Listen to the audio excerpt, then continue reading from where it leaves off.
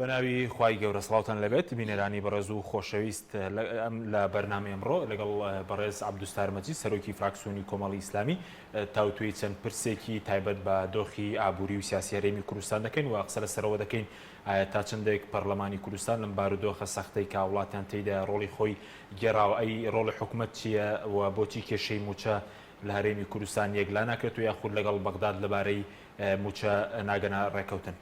کاک عەبدوستار بەخێر بێت. سلامت یا سپاس بۆ ئەمەدەبوونتان. ئەگەر سەرەتا لەوە دەست پێ بکەین لە ڕۆڵی پەرلەمانی کوردستان ئێستا هەم لە ڕووی سیاسی و هەم لە ڕووی ئابووری و کۆمەڵاتیشەوە هاوڵاتیان لە دۆخێکی سەختدا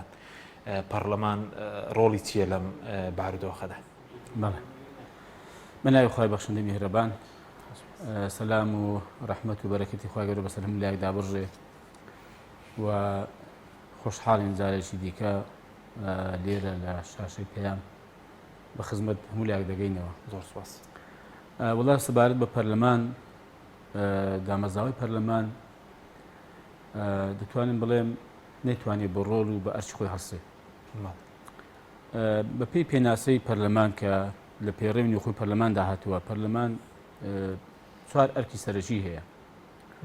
کە یەکیان بریتێ لە یاسادانان تەشریع بە فراوانتری و ئەوی دیکەیان چاودێریکردنە، چاودێریکردن دەسەڵاتی جێبەجێکردن و سێمیان مەرجەعی سیاسی بوونی پەرلەمانی کوردستانە و چوارەمیان پەسەندکردنی پرۆژە یاسای بودجەیە. ئەمە ئەرکە سەرەکیەکانیەتی. بەڵام ئایا پەرلەمان توانیوێتی ئەم ئەرکانە جێبەجێکە؟ بە دڵنیاییوە نەخێر. پەرلەمان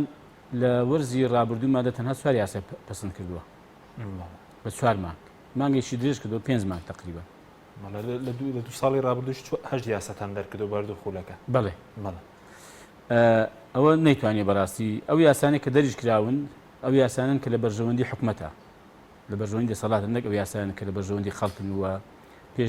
پێشنیار و پرۆژە یاساکانی پەرلەمانتاران بێیان فراکسیۆنی جیاوازەکان بێ. دووەم لە مەسەلەی چاودێریکردن، ینی حکوومەتی هەرێمی کوردستان ینی کە ئەو لایەنەیە کە پەرلەمان دەبێت چاودێری بکە، بەڵکو بە پێچەوانەوە ینی حکوومەت چاودێری پەرلەمان دەکات. حکوومەت چاودێری پەرلەمانەکە؟ بەڵێ حکوومەت چاودێری پەرلەمان، حکوومەت ئەوەی پێی باش بێ ئەنی کردوێتی و ئەوەی کە پەرلەمانیش داوای دەکات ئەگەر پێی باش نبێت جێبەجێ ناکە. بڕۆ ئەو هەموو یادداشتە پێشکەش بە سەرۆکاتی پەرلەمان کراوە لە فراکسیۆنی جیاوازەکان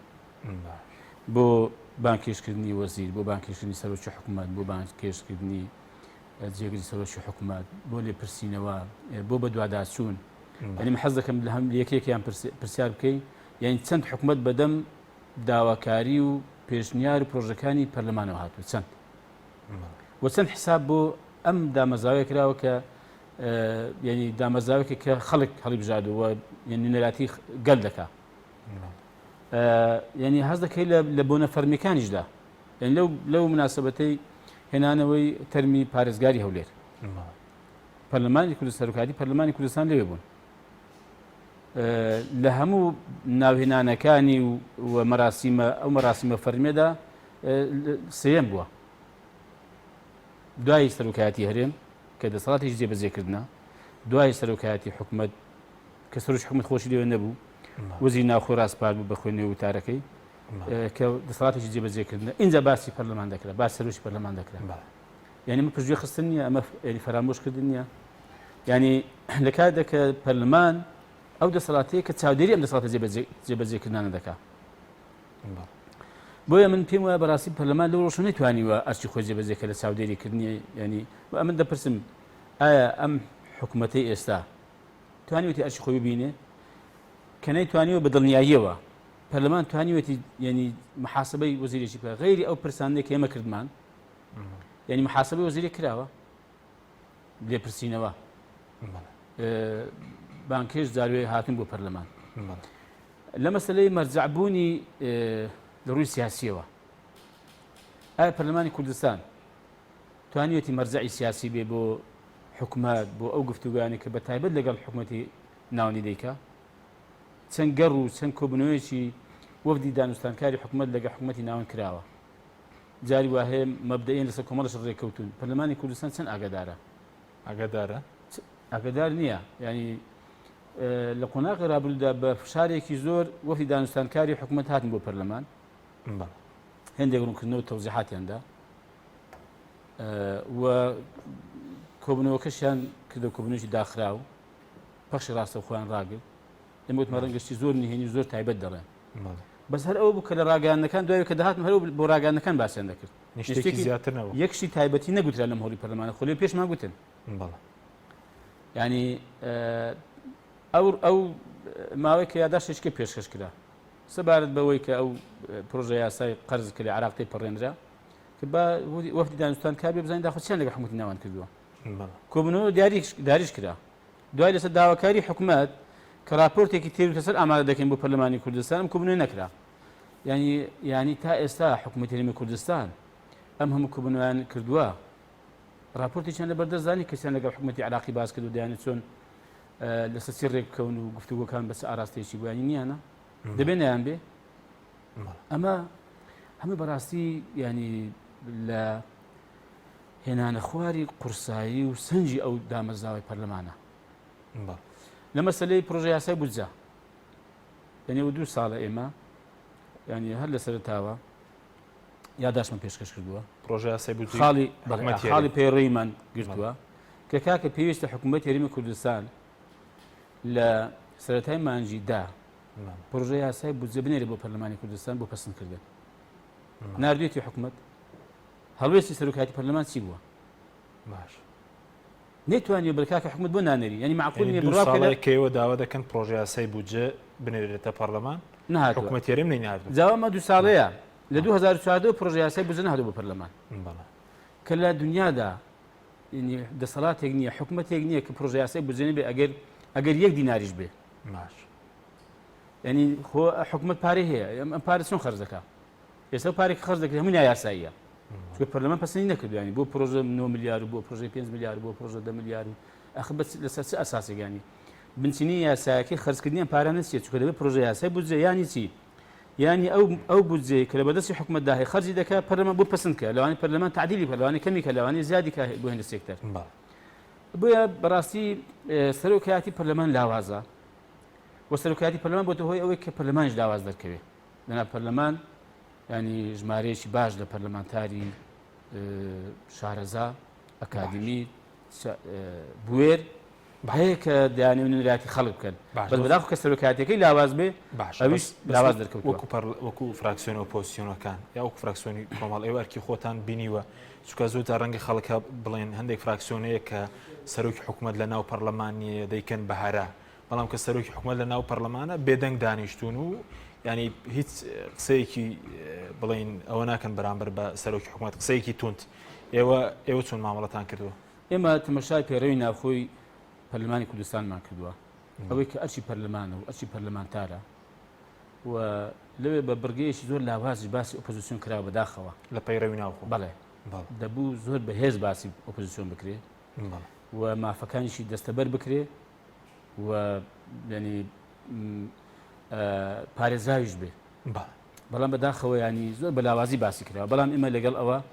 ئەوانەی کە ئەرچی پەرلەمانتارە و ئەرچی پەرلەمانە بەگشتی مەهۆڵمانداوە جێبەجێ بکەین لە بەدەمەوەچوونی خەڵک لە بەرگریکردن لە مافەکانی خەڵک لە موسە خۆرانی خەڵک ئێمە گەیشت ئەوە خۆ ینی خۆشی نەبیێڵێن ئێمە چوین بۆ پرساندنیش پرسانی سەرۆکی حکوومەت جێگری سەرۆکی حکوومەت وەزیری دارایی لەسەر لێبڕین سەدا 22 موسە خۆرانی هەرێمی کوردستان بەس ئێوە لە ناهۆڵی پەرلەمان ئەو ڕۆژە قسەی تونتتان کرد کە سەرۆکی حکوومەت لێ بوو یاخو کاتی تر چکە گرەی لە هەندێک فراکسیۆن نەبوو کە گوێت ینی ئەو ڕۆژەی کە سەرۆکی حکوومەت هاتبوو بێدەنگ بوون وەکو پێشتر کاڵا و هەرا و کا حشمین بڕوامە بۆی هەیە کە ئەو قسانێکە ئێستا لێرە دەیکەین ئەگە سەرۆکی حکوومەت ئەلێ بێژ بێمە قسان هەر دەکەین ئێمە بڕوامە بۆی هەیە بەڕاستی لە ڕووی خۆیاندا یعنی حتا پێشەوەی کە لە میدیاکان و لە پاشمن لە باسی سەرۆکی حکوومەت و باسی دەسەڵاتی جێبەجێکردن و باسی سەرۆکایەتی پەرلەمان بکەین لە ڕووی خۆیاندا گوتومانە و دەشیلێنەوە تەبان باش و ئەوەی کە بە ئەرچی سەرشانمان بێ لەم ڕوانەوە ئێمە ینی پشتیوان بەخوای گەورە بەزیاد و جێبەجێ دەکەن و بڕواشمان بەڕاستی بە هات و هاوار و هاش و هوش نییە بڕوان بەوەی هەیە کە ئێمە ڕۆژەی لە پرساندن ئێمە زۆر بەڕێزەوە باسی دەکەم کە بەڵێ لەبەرەوەی کە سەرۆکی حکوومەت ئەم ئەرکانە کە ئەرچی سەرچین پێی جێبەجێ نەکراوە داوا دەکەن دەزەکە بشێتەوە کە خۆی لێ بوو کە خۆی لێ بوو یەکەم فراکسیۆن پێتان وت بەڵێ یەکەم فراسیۆن پێمان گوتووە ینی دواتریش کە بۆ پرسانەکەی کە ینی یاداشتەکە پێشکەش کرا و وەڵامیان ناردەوە ئێمە لێرەش ڕامگەیان بەڕاستی گوتم پێم خۆشە ئێستا تەرەوش حکومت لێرە بووە کە وەڵامەکەی ناردێتەوە خۆی وەڵامی دابایەوە وە کاتی وەڵامەکەش خوێنرایەوە ینی بۆچوونی ئێمە زۆر ڕاشکاو بوو وەڵامی ئێمە زۆر ڕاشکاو بوو کە ئێمە بڕۆمان بەو وەڵامە نییە بۆ داوا دەکەم چین سەر قۆناغێشکە کە لێسەرمەی متمانەیە باش بەڵام بەداخەوە ینی خەڵکیشکە بڕوان بەو راپۆرتە کرد کە هیچ وەڵامی تێدا نەبوو یەخەمە زانینێکا حەشیم خەزێکی زۆر وازح بوو ئێمە پرسیارمان کردووە پرسانەکە سەرەوەی کە دەڵێم کاکە بەچی یاسایەکە 22 کرد لە موسیقی مەسیحخۆرانی هەرێمی کوردستان بڕیوە باش ئەمە دەڵێم کاکە بەپێی ئەم مادە و ئەم بڕگە یاسایانە نایاسایی ئەو کارێکە کردوتە مەفروض ئەویش بڵێ کاکە بەم بڕگە یاسایانە بەم مادە یاساییە ئەوە یاساییە کە 25 بڕیوە بۆیە بڕیمە ئێوە وەڵامی تێدا نەبوو تەوان ئەم پێم سەری 82 پەرلەمانتا چۆن دەنجام بەچی دایانی بڕوامان بە وەڵامەکانی وەڵام نەبوو ئەنی وەڵامی تێدا نەبوو وەڵامی ئەوەی کێمە باسمەکە وەڵامی تێدا نەبوو وەڵامەکە بوو قەیرانی داراییە نەخۆش کۆرۆنا هەیە عراق پارێ بڕیوە نات بڵێ کاکە ئیسنادی یاسایی ینی پشتم بەستە بەم مادە و بڕگە یاسایانە لە بڕینی سەدا 20 موسیقی مەسیحخۆرانی هەرێمی کوردستان باشە پێینە سەر حکوومەت ئێستا ساڵێک و 4 مانگ و تقریبەن 12 ڕۆژ تێپەڕیوە ئادایم حکوومەتە چۆن دەبینین هیچی کردووە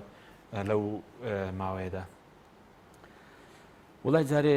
پێم وایە ئەم حکوومەتە هەر لە سەرتاوە کە دامەزرا حکوومەتێکە لەسەر بنچینە و بناغەی یا فۆرمێکی ئەمنی پۆلیسی دامەزراوە حکوومەتێکی پۆلیسیە تەماشا دەکەی ینی چەند ڕۆژنامە نووس گیراون باش چەند میدیاکار لێی دراوە چەند چالاکوانی مەدەنی ئێستاژەوە لە سزنە گیراوە بەسەرەوەی کە داوای مافی خۆی کردووە مامۆستایان لە دۆک لە شوێنەکانی کە لە کاتی خۆی پیشاندانەکان حکوومەتێکم هەز دەکەم بەڕاستی زیاتر فۆرمێکی ئەمنی پۆلیسی بەخۆوە گرتووە تەبان و بەو ئاراستی کار دەکا کە ئەم خەڵکی بێدەنگ بێ دەنجی ناڕازی نەمێنێ هەموو بڵێ قوربان تەواو قوربانی بۆ بکە بەڵێ بۆ بکە پاشان بەڕاستی من هەز دەکەم حکوومەتە هەژمونێکی تەواوی پەیدا کردو بەسەر دەسەڵاتی یاسادانە کە باسم کرد بەسەر دەسەڵاتی تشریعی کە پەرلەمانە ینی هەز دەکەم پەرلەمان بووە بە دەستەمۆ بەڕاستی بووە بە کوچکوچە بە دوای حکوومەتێوانی دەبوو و باسم کرد پەرلەمان ینی محاسبە حکوومەتی کردبایە لێپرسینەوەی کردبایە دەبوو هەمیشە بانکشی حکوومەتی کرد بە لەسەر کەم و کوردەکانی ینی هەژمونێکی تەواوی پەیدا کردووە یعنی ئەسڵ دەسەڵاتەکان نەما دەسەڵاتی دادوەری نەکە دەسەڵاتی تەشریعی یعنی ئێستا دەسەڵاتی دادوەری کوا دەسەڵاتی لە هەرێمی کوردستان کوا سەربەخۆی دەسەڵاتی دادوەری بەشێکە لە وەزارەتی عەدل یعنی لە وەزارەتێکیش نەک دێنی سەربەخۆ نییە بۆیە ئەم حکوومەتە بەم ئاراستە کاری کردووە بەشێکی کە بڵین داواکاری گشتی سەر بە وەزارەتی دادا بەس دەسەڵاتی دادوەری بە حیساب دەبێت جیاواز و سەربەخۆ دەبێت سەربەخۆ بووانە بوو وەرە بابەتی ئەوە کە لە کارنامەی حکوومەت کە لە کاتی متمانە وەرگرتنیان خوێندیانەوە کە سێ پەڕ بوو باش لە سێ پەڕی ئەیفۆر لە کادا کارنامەی عادل عەبدولهادی کاتی خۆ کە خوێن و زانین چەند لاپەڕە بووە 105 لاپەڕە بووە بەهەرحاڵ ئەم کارنامە سێ پەڕەش ئەگە سێ پەڕەکەشیان هەر جێبەجێ کرد بەعەرز بکەم دەڵێ بۆ نمونە دەڵێ ئێمە کوردستانێکی بەهێز بنیادەنین ئەم حەزەکەم بزانم داخۆم کوردستانە بەهێزە لە بەرامبەر عێراق کوردستان بەهێزە یان کوردستان زۆر زەلیل کراوە زۆر زەبوون کراوە لە بەرامبەر تورکیا و سنوورشکێنی تورکیا کوردستان بەهێزە لە بەرامبەر پێشەلکاری و تۆبارانی ئێران کوردستان بەهێزە یا کوردستانێکی بەهێزان دروستکە بەرامبەر بە خەڵکی فەقیر و هەژار و چالاکوانی مەدەنی و ڕۆژنامەنووس و میدیاکارەکە لەکوێ کوردستان بەهێزە مەسەڵەن حکوومەت ڕایانگەیان بکەن کاکێمە لەمە دووە سەرەتاوە موسەوەک خۆی دەدرێت لە کاتی خۆدا دەیدین چەند جا بڕێندا ئێوە جنابتان میدیاکارن دەزانن بڕێنە نەدا موسەوەکە خۆی دەیدین لە کاتی خۆی موچان لە کاتی خۆی داوە بەڵێنێدا لێبڕینەکەش بۆ یەک مانگ بێ بۆ نەبوو بۆ یەک مانگ بوو اینجا ئایا ئەم لێبڕینە ینی مانگانەیە یا 6 ڕۆژ جارێکیشە بۆ ڕەنگە زاری وایە تێپەڕیش کاتەوە یعنی حکوومەت بەڕاستیم پێم وایە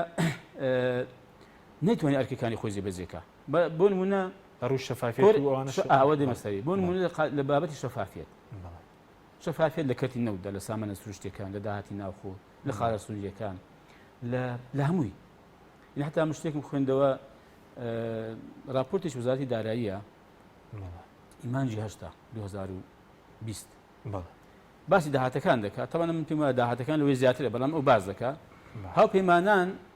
یارمەتی هاوپەیمانی سوودی 20 میلیارد کەمە زانیاریمان هەموو دنیا دەزانێت 20 میلیۆن دلاری 20 میلیۆن دلار ناکە 20 میلیارد ئەگە بە نرخی ڕۆژی بیگۆڕیەوە دەکات 24 یا 25 میلیارد یعنی شەفافیت نییە لە داهاتی هەرێمی کوردستاندا یعنی بەڕاستی نەک هاوڵاتیان ئەم پەرلەمانی کوردستان ئاخر بۆ دەم پەرلەمانی کوردستان بە ئەرشی خۆی هەڵنەستاوە یعنی هەر نازانێت داهات چەندە یعنی نازانێت داهاتی هەرێمی کوردستان چەندە ئێکاکە معقولە پەرلەمان زانێت نەک پەرلەمان ئەمن تەحەدا دەکەم با وەزیرێکیان بێتە سەر ئەم شاشەیە بەڵام دەزانم داهاتی هەرێمی کوردستان چەندە لەو هەژدە وەزیری کە حکوومەتێرێن پارتی و یەکێتی و گۆڕان و ئەوانەی تریش بەڵێ ینی ئۆپۆزیسیۆن و غیری ئۆپۆزیسیۆن چەند جار ئەم بابەتە بە چاو حکوومەتی دادراوەتەوە کە کاکە حکوومەت داهات شەفاف نییە وەزیریشان توانێت بڵێ کاکە داهاتی هەرێمی کوردستان دقیق ئەوەندەیە بەرپرسیاریش منەوەی کە ئەوەندەیە دەتوانێت وەزیری داراییشەوە گوتێتی وەزیری داراییش نازانێت ناتوانێت دەتوانێت بڵێ ئەمە داهاتی ڕاستەقینەی خاڵە سنوورەکانە دەتوانێت بڵێ ئەمە داهاتی ڕاستەقینەی ناوخۆیە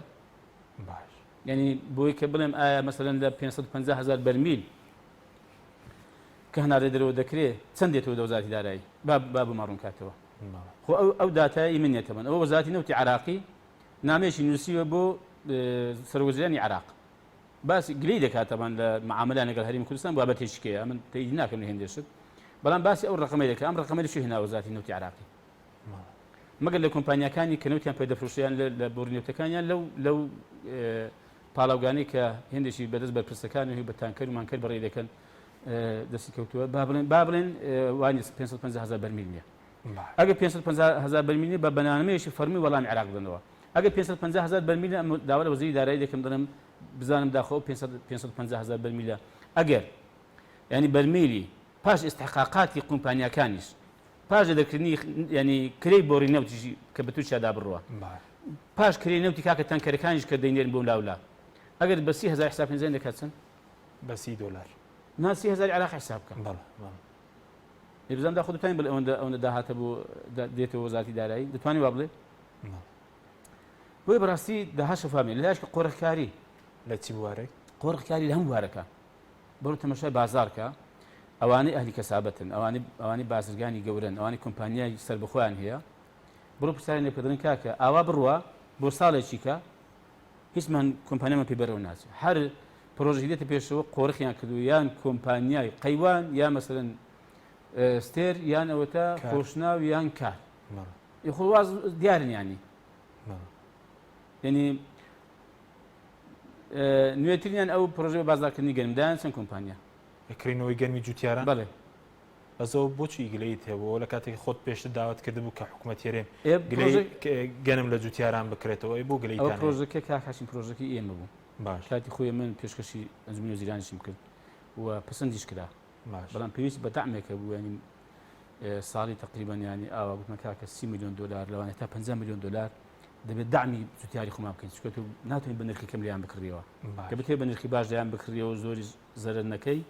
دەبێت حکومەت دامی بکە بینی بەبێ دام نابێت نەیان کرد پرۆژەکە مایەوە من ئێستا ناوێنە ینی بۆ کاکە بۆ بە دوو کۆمپانیا بدرین خۆم پێم گوتم بۆ وەزارەتی کشت و کار پێشنیار بە دوو کۆمپانیا بەڵێ گرفتەکەی لە چیداگە بدرێ بە دوو کۆمپانیا قۆڕکاریە 50 کۆمپانیات کە ڕاز بوو دەرکاکە باشە بۆ من مافن نەبێ ئەم گەنە لە دووسیارم بکەمەوە بیدەم بە معمل ئاردەکان بکرێ بە نان و بۆ من لەو پرۆسەیە بەشداری دەکەم ئەم پرۆسەیە بۆچی تعلیمان نەبێ بەرکاکە هەر کۆمپانیا بەم شێوەیە دەوێت بەشداری بکە بۆی هەیە بۆ ئەمە نەبێ لە هەموو کردەکاندانی نەکەلەوە بڕۆ ینی ئەوای لاتو کاکە لەم بازاڕە ینی خۆ من ئەوتە بڕۆ خەڵک هەیە دەڵێ کاکە چی دەوێت لەم سنووران بۆ دێنم ینی نی بەرهەمی ناوخۆیان لە ناوبرد دوای دێنە سەر بڕۆ مەسەن ئەو ڕۆژی کاکە ینی چوینە مەیدانی ئاژەڵان ینی کابرا کاکە من ینی هەزارها خەڵک فەقیر بژێوی لەسەر ئەم بازاڕەیە باش قازانج ناکەمی زەرەدا ینی مەبەستم ینی حکومەتی قۆڕخکاری باش وردە بەڕاستی هەموو ئەو شتێک کە هەیە دەکەوێتە بەردەستی هێندێک لە کۆمپانیەکانی سەر بەدەسەڵات والدێک ئەو کۆمپانیانەی دیکەش هیچیان بۆ نامێتەوە ئیلا لێگڕێ نەبێ ملکەس و تەسلیم و ببن بە کۆیلێک کۆمپانیا گەورەکە کە ڕەنگە هێنش ئەمەیان پێ قبول نەبێ لەوانێ کۆمپانیاکان باش خەریکی شتێکی کە بێ باش لەسەر حکوومەت کە پێشتر ئێوە لەناو هۆڵی پەرلەمانیش کە سەرۆکی حکوومەت ئامادە بوو تان با دەست لە کار بکێشێتەوە ئێستاش سوورن لەسەرەوەی ئەم حکوومەتە کە تەمەنی ساڵێک و 4 مانگ هەر دەست لە کار بکێشێتەوە کەم نییە ماوەکە ئەخر کاک حەشیمێنی ساڵێک 4 مانگە پێم خۆشە با حکوومەت بۆمان باسکە چی کردووە باشە من باسی حکومڕانێکی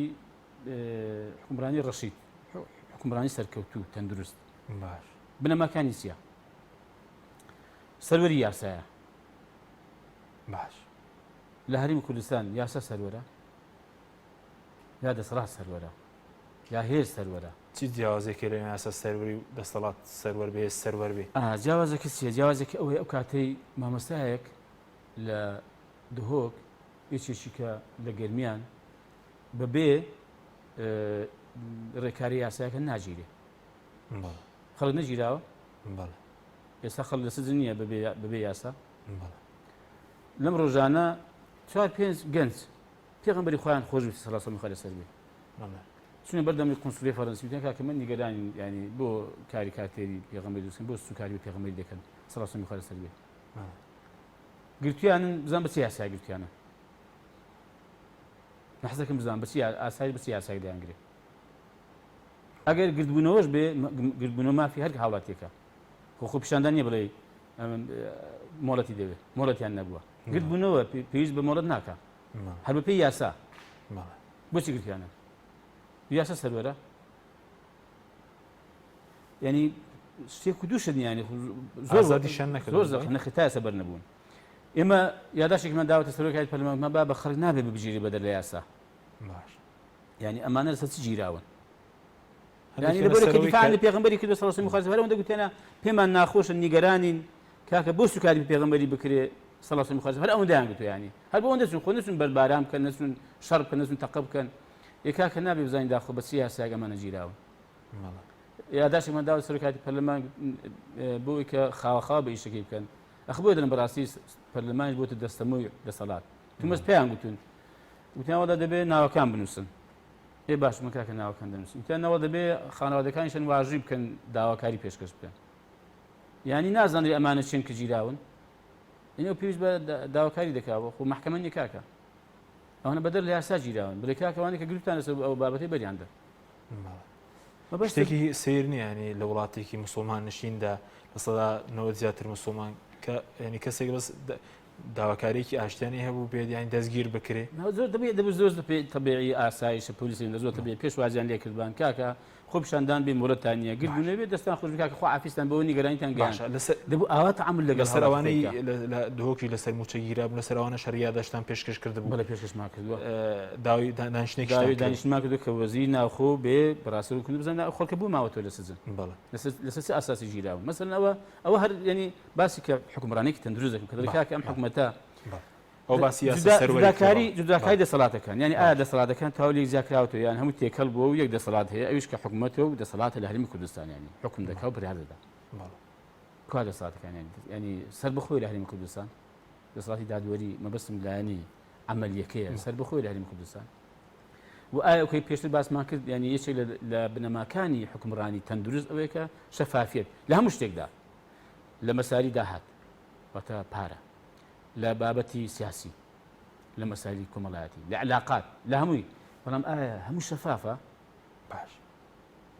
بەس ئێستاژ ئێوە سوورن لەسەرەوەی کە پێویستم حکومەتە دەست لە کار بکێشێتەوە ئێمە لەسەر قسەی خۆمانین وام پێمان وایە ئەم حکومەتە پێویستە دەست لە کار بکێشێتەوە و کاتێکیش گوتیان کاکە فەرمون چێ لە ئێمە باشتر بەڕێوەی دەبا با بفەرمێ ئێمە دەڵێن کاکە خۆوە کردن و فرۆشتنی بازاڕی نییە فەرموو وام حکومەتە دەست لە کار بکێشێتەوە با بین هەڵبژاردنێکی پێشوەختە بڕیار بدەین و هەڵبژاردنێکی پاک و بێگەر بکەین بەڕاستی و کاتێمە میکانیزمان دەبێت تەبان کە بۆ نمونە چۆن هەڵبژاردنی پاک و بێگەر دەکرێت چۆن هەڵبژاردنی دوو لە تەزویر خۆگەری هەڵبژاردن بەیانی بکرێتەوە بەم میکانیزمی ڕابردوو ئەم هەموو تەزویراتە بکەن و خۆ هەرماش دەردەچێتەوە خۆم دەزانم ئەوەی بەڵام بەڕاستی بین میکانیزم لێ بگرین بەر ئەو کاتێک کە ئەم تەزویلات خوڵقاتە نەکرێتەوە و بەسەر پێش ڕێکخراونی دەوڵەتەکان و تەوەیەکگرتوەکان بێکا کە بابین هەڵبژاردنێکی خاوێن و بێگرت بکرێ ئەو کاتەی ئەگەر بەو شێوەیە بوو ئێمە زۆر ئاسایی ئەگەر لە هەڵبژاردنەمان بردو بن کاکە ئێمە نەمان بردو ئامبریانی پیرۆزدانی دەکەین و بە حکومەت تێک بین و ئەم 4 ساڵ سوێنی دەکەن بابیکە باش بەڵام هەڵبەت ئەویش ئەو کاتی دیسانەکە خۆ دەبێ یاسایەکە بێ چاودێری حکومەت بکە کاکا بزانین داخۆ چی دەکات سوێنی دەکات بۆی ئێمە فەرمو ئێمە ئامادەین ئەگەر بەم سەر و کێرێمە ڕۆژەوتی ئەگەر لە جگەی لەسەر کورسی بوون جیاوازە لەوەی کە لە دەرەوە قسە بکەی ئەگەر پیان وایە داهاتێرین کوردستان بەشی موچە دەکات فەرمون بابێنە شوێنی ئێمە وتی 1000 جار مەمنوعیان دەبین خۆ باسم کرد ئەگەر ڕێکاری یاسایی بەم ڕێکارێدا ینی بچێ شوێنی ئەوان باش ئەگەر واشە وایە ئەمە باسی یەکشمان کرد باسی داهاتمان کردووە نیە باش ئێمە دەم کاکە داهات بەش دەکە فەرمی تەماشا ئەم ڕقەمانەکە کاحەچ داهاتی ناوخۆ چەند داهاتمان چەند زۆرمان هەیە ئێمە خاڵە سنوورەکانمان هەیە داهاتی ناوخۆمان هەیە و ئەو بودجێ کە لە عێراقەوە دێ و ئەوەی کە هاوپەیمانان دەیدا باش ئێمە لێکم داوەتەوە ئێستا ڕەنگە پێویستە هەموو وردەکارێکی باسکەم لێکم داوەتەوە بە کەمیشە هەمووی بە کەم لێداوەتە ئەو ڕقەمانە کە دەستی من کەوتووە باش یعنی زۆر کەم حساب کردووە ئینجا تریلیۆنێک زیاتر دەکات 1 تریلیۆن دینار مانگانە بەڵێ بەڵێ ینی 1 تریلیۆن دینار مانگانە زۆر بە کەمی لێکم داوەتەوە دەنا تریلیۆن و 300 میلیارد دەکات زیاتریش ئەگەر ینی ئیستحقاقاتی کۆمپانیاکانی نەوت و خەرجی کە و چیکە ئەوانش لێک بدەیەوە مەسن بڕێژی بدەنەوە قەرز کە مەسن زنجێکی 100 میلیارد 120 میلیارد مانگانە دەدەنەوە قەرز و ئەوانە هەموو ئەوانە لێ دەربکەی ئێستاش ینی تریلیۆنێک دەمێنێتەوە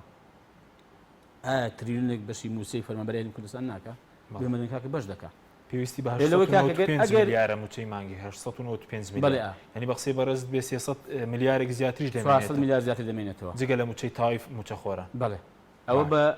ئەوە بەلانی کەم لێک دراوە بەلانی کەم ینی بۆیە من دەڵێم بۆ ئەوەش ئێمە پێشنیارمان کرد خۆم ڕۆژ دووبارەی ناکەینەوە باش بەڕاستەکەن فەرمون بابین ئێمە کاتێکا کە لیژنێکی داهات دروست دەکەین با بێستە پرشی داهات بکە بەڵام دەستی نەگیرێ دەستکراوە بێ و بە دوواداسون بۆ هەموو خاڵ و هەموو ئەو ڕێگانە بکە کە داهاتیەوە لێ دێ چاودێری بکە و کۆی بکاتەوە بزانین داخۆت داچەند کۆ دەبێتەوە ئەو کاتی ئێمە ئەو کاتی ئێمە ناسارین ئەو کاتی بەڕاستی ئێمە شاهدیان بۆ دەدەین ئەگەر بەشی نەکردن کاکە خەڵک و جەماهیری کوردستان ئەم برادرانە کە دەیانگو داهات بەش ناکە ڕاستەکەن داهات بەش ناکە ئەمە سەرچاوەکانیەتی و ئەمە ڕێژەی داهاتەکەیە بەزێگە بەشی کرد ئێمە نەبەش دەکات پێ ئەو ژمارە و داتانی کە لای بەش دەکات بەڕست لە نەهۆڵی پەرلەمانیش لە کاتی پرسان وتت بە 68 جۆر داهاتمان هەیە لە کوردستان و باسی ئەوەت کرد کە دەستی ئەمین ئێستا شەر ئەوەیە کە کێشە لە دەستە پیسەکەدایە کە ئێستا داهاتی کوردستانی لەبەردەستە مامەڵی پێوە دەکات بێگومان وایە کاک حەشیم خۆ ینی ئەوەندە بزەق بووە ینی تەفسیر ناکرێ منوکو وایە عەرەب دەڵێ تەفسیری ئاوێ بە ئاوێ بکە ینی بڵێ ئاو مەسن بۆم تەفسیرکەیان چۆن بۆم تەفسیر دەکەن چۆن باسی ئاو بۆ دەکەی ینی ئەو قەزەی داهات و ئەوە کە بەڕاستی بەشێکی زۆری داهات دیار نییە ینی دیارە حزب دەیبا دیارە کۆمپانیەکانی حزب دەیبن بەڵام ڕەنگە تو بڵێن مەسەن ئەم کەسە و ئەم کەسە و ئەم کەسە مەسەلەن یان یا با بڵێم داهاتەکە لە خەڵک دیار نەماوە ینی زۆر زەقە بەڕاستی کە داهات ینی زۆر لەوە زیاترە نەنا بام پرسیارێک بکەم کاک حەچیم ئەم پرسیار دەکەم لە پارتی وێشێکی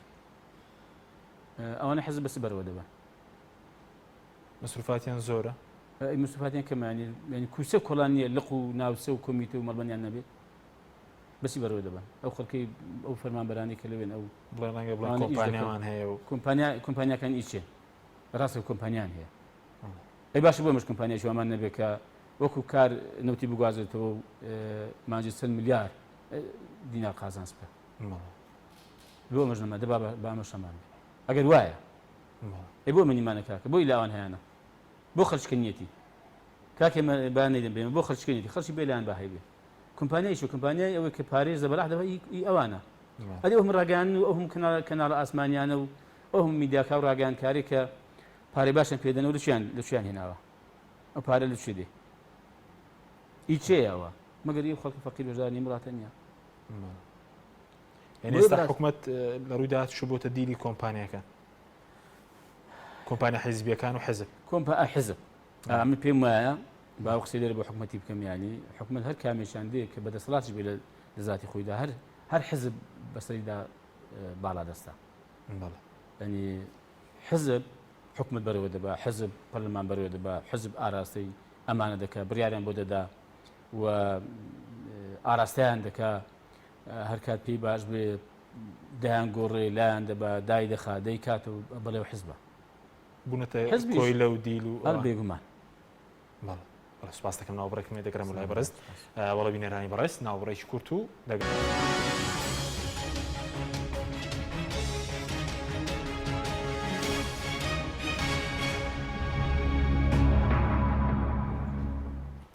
جارێکتر سڵاوتان لەبێت بینێرانی بەڕست کاک عەبدولستار هەر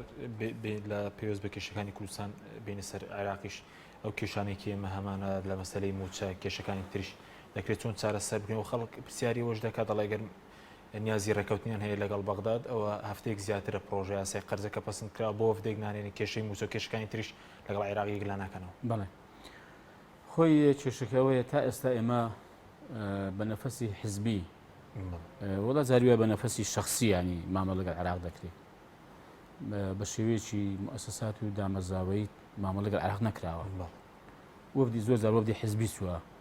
لەملا لەولا ینی علاقات لەگەڵ عێراق کراوە باسی پەیوەندیەکانی هەرێمی کوردستان و عێراق کراوە و ئەو وەفدانی کە حکومیش بووە بەڕای من دیسانەکە دەسەڵاتی تەواویان پێ نەبووە کێشەی دوو بۆچوونی هەبووە بوو ینی زۆنی زەرد و زۆنی سەوز لە مەسەلەی مامەڵ لەگەڵ عێراق و وەڕێکەوتن لەگەڵ عێراقیش ئەمە کێشەیەکی لە مێژە باس کرد ئەمە کاتی خۆی لە ئەنجومەنی وەزیرانم پێشنیارێکم کردووە ئێستاش ئەمە هەروە پەسەند دەزانم کە با لیژنێشی یا ئەنجومەنێکی دانوستاندن هەبێ پێکات بێت بەشێک لە بەرپرسانی حکومی و لە خەڵکێکی پسپۆر لەبارە جیاجیەکان با لیژنەیەکی باڵا هەبێتە پەرشتی بکە بەڵام بۆ هەر بابەتەی با خەڵکێکی پسپۆر ڕاوێژی پێ بکرێت کەسی بکرێت چۆن تەعامل لەگەڵ عێراق بکرێت ئێستا مە کێشەکانمان چیت کێشەی مادە جێناوەکانمان هەیە مادەی 140 کێشەی شایستەداراییەکانمان هەیە بە موچە و بودجە و بە پارێز وتیاران و ئەوانە کێشەی ئێمە یاسای سامان سروشتەکان وزا قەزینە و توغاستەمە تا ئێستا بەڕاستی عێراق ڕێ نەخراوە هەر یاسایەکیش نییە کە ئەمە چۆن ڕێک بخاین لەگەڵ عێراقیانی بەڕاستی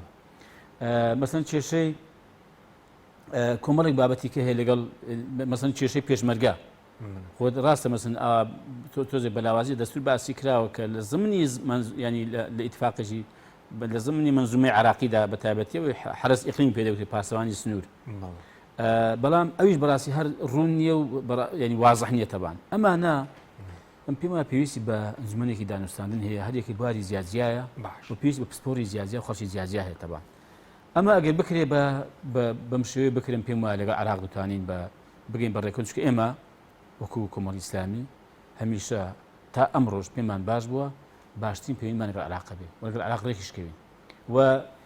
ڕێگە چارەیەک کە نییە بۆ بەتایبەتی چارەسەرکردنی کێشەکان لەگەڵ عێراق غەیری عێراق وەکو باسم کرد لە ناوچە جێناکۆکەکان لە شایستە داراییەکان لە بابەتەکانی کە بۆ بابەتی موچە و بوزە حەقەتەنیانی ئێمە لەگەڵ ئەوە بووین کە وە لێوش کە ئەمە وەفدێکە بەستەپەرستی بەڕێزمان سەعیدی باپیر لەوێ بە پرسانی عێراقی گوتراکە ئێمە لەگەڵ ئەوەین کە هەرێمی کوردستان پابەند بێ بە ئەو ڕێککەوتنە مەبدەئیانەی کە لە ڕابردوودا ئەو ڕێککەوتن مەبدەئی کە لەم دوایەش لەگەڵ عێراق گوتراوە کە مادەم داوای ئەوە کراوە کە 250,000 بەرمیل مانگانە ڕادستی سۆم و کۆمپانیای عراقی بکرێت بۆ فرۆشتن و نیوەی داهاتی ناوخۆ و خاڵە سنوورەکان ئەو کە پێدەوترێ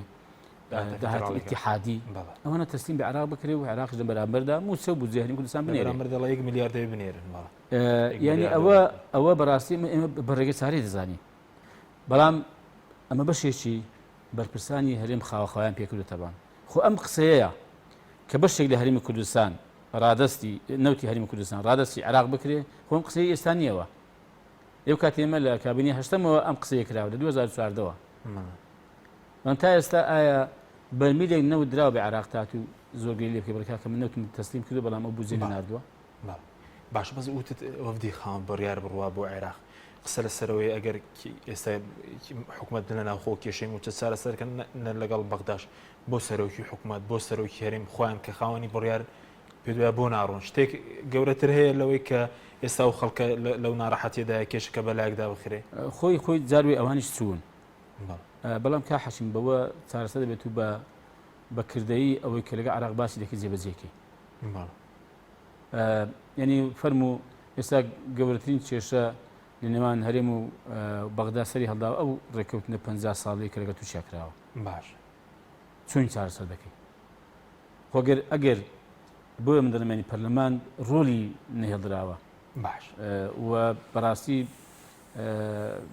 لێناگەن کاری خۆی بکات خۆی باشە ئیتیفاقی ئاوا گەورە نابێت بێتە پەرلەمان پسند بکرێت تەزیق بکرێت نێشی لە ڕێکارەکانی لە عرفی نێودەوڵەتی ئەوەی کە باسی سیستەمی پەرلەمانی دەکا ئیتیفاق و ڕێککەوتنە نێو دەوڵەتیەکان دوای تەوقیعیش دەبێت لە پەرلەمانی وڵاتێکی خۆی مساعدەقە بکرێت اینجا دوای ئیداع دەکرێت لەلایەن تەوێکردەکان و هەڵدەگیرێت ئەم ڕێکارانەی بڕیوە یانی بۆ نمونە ئەگەر پەرلەمانێکی کارا بووە ئەگەر ئەم وڵاتی ئێمە خاوەنی مؤسسات بووە مؤسساتی کاری کرد بە پێی یاسا کاریکردن ئێستا تووشی ئەم کێشە نابووی ئێستا فەرمووە چۆن چارەسەر دەکەیت لەگەڵ عێراق ینی بەرپرسانی هەرێم برستن یانی چی دەڵێن ینی چۆن ئەمە حەل دەکەی ینی بۆیە بەڕاستی کێشەکان قوڵن ینی کا حەشیم ئەوە هەمووی دەگەڕێتەوە بۆ ئەوە ئیدارەدانێکی خراپ ئیدارانێکی سەقەتی ئەم وڵاتی کراوە و کۆمەڵێک قەیران بۆ ئەم وڵاتە دروست کراوە کە زۆر زەحمەتە ئاوا بە ئاسانی لێ دەربچی دەبێت بەڕاستی قوربانێکی چاک بدەیت بێ ڕاستی کێ بڵێ کاکە خەڵکی هەرێمی کوردستان ئێمە لەم مامەڵێدا لەم پەیوەندیاندا لەم ڕێکەوتناندا ئێمە هەڵە بووین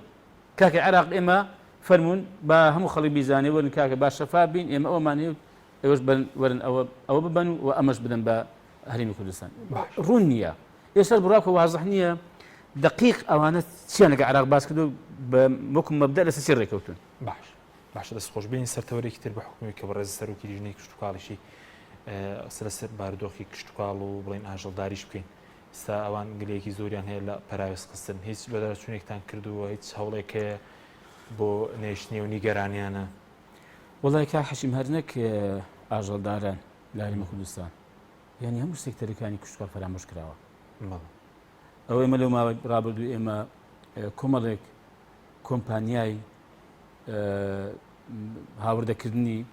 دەرمانی کشتتوکاڵی هاتن لامان کە وتیان کاکە قۆڕق کراوە ئەویش داوا بە یەک کۆمپانیا یعنی ئێستا لە هەولێر یەکێک بێتەوە دەرمانیش کشتتوکاڵی بێنێتە سلێمانی ناتوانانی بێنێ یەک کۆمپانیا لێ ڕێگەی پێدراوە حەسری ئەو دوتانی بێنێ یەک ئەو کۆمپانیاکان تەمەن ئێمە یاداشمەدا سەرۆکاتی پەرلەمان بێساژ لەگەڵ دابی وەڵامێک بوو ئێمە نەهاتوو کە کاکە ئەم چێشی چارەسەر چۆن دەبێت لە ناو هەرێمی کوردستان لە شار بۆ شارێکی کابە نتوانێت دەرمانیش کشتتوکاڵی کە ڕێگەی پێدراوە لە دەروێنراوە تەروانە بوو بەڵێ نەخێر خۆت کە وەزیری کشتتوکاڵ بوو نەخێر ناوەڕخی نەکردو نانە پرسیارە لێ بکەم زاندا خۆ ئەمە هەبووە دوو ئەمە ناڵم قۆڕەکاری هەر نەبوو هەبووە بەڵام بەم شێوە بەرفراوانی نەبووە ئەم ناڵم بە قاسەخێنانی بەربووم و شتی کشتتوکاڵ نەبووە بەڵام بەم شێوە بەرفراوانی نەبووە لەمانە ڕابردوو کۆمەڵێک ینی بەرەم بینی خاوەن پرۆژەکانی ماسی لە گەرمیان لەو لای ناوسەکانی تەختەق و سەر ئەم زەیە هاتوتێن کاکە ئێمە بەرهەمێکی زۆری ماسیمان هەیە ئەو ماسی بە لێشاو لە ئێرانەوە دێ بنرخێکی زۆر هەرزان ئەو ئێمە هیچ پارەی ناکە کاکە ینی بە سەدەها ینی خانەوادە بژێوی لەسەر ئەم کار و کەسابەت هەیە دامە کردو کاکە حکومەت هەرێمی کوردستان کاکە ڕێبگرن لە ماسی کە لە دەرەوە دێ خۆ ماسی کاکە خواردنێکی سەرچی نییە بۆ ئەم چوار خانەوادەی خۆ قازانجنەکانی بۆ دەتوێت لە خەڵکت ڕەشروت و فەقیر و هەژار بێ لە ئێمە سەردانێکی ئەومان کرد مەیدانی ئاژەڵانمان کرد تەبان ینی لێمان کوبوون و ئەو خەڵکە تەبان بە هەزارەها کەس لەم هەرێمی کوردستانە لە هەموو شار و شارستکان کە ئەمە مەیدانی ئاژەڵان هەیە کاکە بژیان لەسەر ئەم کەسابەت هەیە ئێکا بەدرە کاچ کۆم من جووتی حیوانی تەمەەن نزیکەی تا 1 ملیۆنی خەرجیم لێ کردووە ئێستا دەین 400,000 بۆ دەکە کاکە 9 ملیۆنیش زەرەر لەبەرە کە مەڕوو ماڵاتێکی ئێزگار زۆر و لە ڕوو لاواز و نەخۆش لە سووریای دێت لە تورکیا دەیهێن لە ئێران دەیهێن بە قاساق بە پارە دەیهێن کاکە خەڵکی خۆت زەرەر دەکات یعنی ئەوە گرنگیدانە بە بەرهەمی خۆماڵی ئەوەیە جێبەجێکردنی یاسای پاراستنی باشکردنی کوردستانی تۆ موچەنە دەی دوایی لەولا شۆ خەڵکێک لە دەرەوەی موچەخۆر ڕاستە باشە ئێستا موچە لە کاتی خۆی دانادی وەکو خۆی نایدێ وەنیە پرۆژەت نییە بۆ خەڵک کاکە هەلی کارت نییە حکومت دەیو کاکەمە هەلی کار دەڕەخسێنین چەند هەلی کاریان ڕخسانت خواکەی چەند خەڵکیان ینی بۆ ئیش خستۆ لە کۆمپانیاکان لە کەرتی تایبەت ئەگەر لە کەرتێکیش مەزان نەبێ باشە کاکە لێگەڕ با خەڵک کەسابەت کە خۆی بژێنی مادەمە بێ یعنی کۆمپانیان نییە بڕوا بکە لە ماوانە ڕابردوو کۆمپانیان یا هەرێک لە بارێکدا نەهات دێگلێ و گازاندەی خۆی نەکاو و باسی معانات و کێشەی خۆی نەکا ئێمە وەکو لیژنەی کەست و کاتەبان ئێمە بە دوواداچونمان بۆ کردوتەبان یعنی نەکەر ئەمن یعنی ئەندامانی لیژنە کەشمان بەڕاستی ناردون بۆ شوێنەکان بۆ عەلوەکان چوون بۆ شوێنەکانی کە چوون و هەموو گزاریش ئێمە یاداشتی خۆمان پێشکەش بە سەرۆکاتی پەرلەمان کردو کە بینێرین بۆ حکومەت و لەگەڵ وەزارەتی کشت و کاڵ یعنی ئەم قەزانە ڕێکخەنەوەتەبان ئەم دەزانم وەزارەتی کشت و کاڵ تەواو فەرامۆش کراوە وەزارەتی کشت و کاڵ یعنی داعم کاک حەچین یعنی پاڵپشتی نەبێ داعمە نەبێ بۆ وەزارەتی کشت و کاڵ وەزارەتی کشت و کاڵ دروست نابێ بۆرە تەماشا وڵاتانەکە کە کشت و کاڵیان پێش کەوتووە بە حکمی کە وڵاتی ئێمە وڵاتێکی کشت و کاڵیە زەوی و خاکێکی بە پیت و بەرەکەتی هەیە کەش و هەوایەکی گونجاوە بۆ کشت و کاڵ تەقریباً ینی 4 وەرزەی ساڵی هەیە بۆ هەموو زۆرەکانی کشت و کاڵ تەقریباً گونجاوە ئاوێکی باشمان هەیە بەڕاستی ئاوی بارانمان هەیە ئاوی ژێرزەویمان هەیە ئاوی ڕووبار و کانیامان هەیە و دەستی جوتیاژمان هەیە دەستی نمونەیمان هەیە جوتیاژ زۆر چاکمان هەیە لە هەرێمی کوردستان ینی شتی باشی داهێناوە لە وڵاتانی دەرەوە کە پێشکەوتوش ئەویان نییە بەڵام داعمت نییە کاکە ئەو بۆ وڵاتانی کەمە سەردانمان کردوون کاتی خۆی کە وەزارەتی کشت و کاڵ بووین وڵات هەیە بە کشت و کاڵ بەرەوە دەچێت ینی هۆڵەندا دووەم وڵاتە لە بەرهەمهێنانی بابەتە کشت و کاڵەکان و هەناردەکردنیان بۆ دەرەوە دوای ئەمریکا تا ئێستاش دەزانی وەزارەتی کشت و کاڵی نییە حەز دەکەم بیزانی بەڕێوەبەراتییان هەیە بەڕێوەبەراتی گشتیە مەسەڵەن سێکتەرێکیان هێستا بۆ وەزارەتی ئیقتصادە بەڵام ئەو سێکتەریانی ئێمە جارێکی کە ئەو وەزیری ئیقتصادمان بینی لێوێندەر گوتی ئەوە پرسیارکرا گوتی ئێوە گوتم ئەرێ چەند فەرمانبەری کشت و کاڵتان هەیە گوتی ئێمە 9000 تەمام هۆڵەندا 18 میلیۆنە دووەم وڵاتی کشت و کاڵیشە لە پێشکەوتنی کشت و کاڵیدا بەڵام 9000 فەرمانبەریان هەیە لە ئاسی دنیا دووەمە وەڵامیش بەڕاستی ینی گوتم خۆیان پرسیاری من نەکە کە ئێوە بەرە چەند مۆزەفتان هەیە گوتێدی فڵان کەس ئێوە چەند فەرمانبەرتانی وتم وەڵای ئەمە 14000 من کات 14000 من هەبوو بۆ 5 میلیۆنی ینی دواکەوتنی وڵاتیش ڕەنگە لە دنیا لە کشت و کاڵدا ئەمە بۆ کاکە دامی ناکەن وڵاتان دامی دەکەن بەسەدا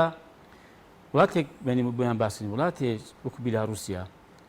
بەسەدا 35 بودجە ینی 35 بودجیان لە کشت و کاڵ خەرج دەکەن کاکە زۆنگاویان پیشاندێن زۆنگاو نییە گۆماوی گەورەی قەدیمیان پیشانێتە من ئەوانە هەموو ئاویان لێ فڕێداوە پڕیان کردوتە کردیانە زەوی کشت و کاڵی چەندەها هێکتار زەویان بەم شێوەیە پیدا کرد بۆ کشت و کاڵ بەڵام زانای کشت و کاڵ بە چەند پاڵپشتە بۆ بودجەی گشتی ئەو وڵاتەیان بەسەدا 65 دەی ئەم 65 بۆ دێنێتەوە لارین کوردستان لە 0 بۆ تەرخان ناکە هیچ بۆ تەرخان نەکراوە لە باشترین حاڵەت کە بودجە هەبوو لە هەرێمی کوردستان ساڵی 2016 بۆ سەدا 1.8 بۆ تەرخان زۆر کەمەوە بە سەبارەت بەوەی ئەگەرەمە بەردەوام بێ هێنانی ئاژەڵ بەروومی کشت و کاڵی ئەمە هەر کوشتن و وێرانکردنی بەرەمی ناوخۆش نییە وڵی داڕوخانی کشت و کاڵ لە هەرێمی کوردستان پێم وایە حکوومەت هیچ ئێتیمانی پێ نادا و ناشێ بەڕاستی ئەم کردە بەرەو پێش بڕوا و گەشە بکاو و حقیقەتەن ناشێوێ خەڵک بۆ خۆی کەسابەت بکە ینی نایژێنێ بەڵام هاوکاریش ناکێت کە خەڵکی خۆی کەسابەت بکە و ماڵ و منداڵ و خانەکە خۆی پێ بەڕێوە بە بیژێنێ باشە بەس دوا پرسیارم ڕەنگە خەڵک بڵێن ئەم دەستەڵاتانەکەی تێر دەبنێنی لەو هەموو کۆمپانیا تێر هەموو دوای پەلاماری پەرەمی کشت و کاڵی شتی دیکەش بدەن بەس نییە ئەو هەموو بڵێن گەندەڵی و قۆڕخکاریە وڵی دەبێت لەوان پرسیار بکە کە بڵێ ئەرێ بەس نییە ناوەڵی کاکە ئەوان وەکو ئەوەی لێ هاتووە کە دەڵێن ینی جەهەنەم کە خوای تاالە هەر خەڵکی تێداوێ پڕ نابێتەوە کە دەفەرمێ هەلمی مەزید ینی زیادەش بێ ینی هەر دەڵێ بەڵێ بابێ ینی بەڕاستی ئەوە ئەوان وەکو چاڵی جەهەنەمی لێ هاتووە ینی گەندەڵی دوای گەندەڵی مەسەلەن قۆڕخکاری دوای قۆڕخکاری خراپەکاری دوای خراپکاری ینی هەر پیان ینی هەر کۆتایی پێیان و پیان وایە هێشتا هەرکەمە ینی کە کردوانی پێیان هێشتا هەرکەمە هیچیان نەکرد لێ پرسا ینی ئەوەی کە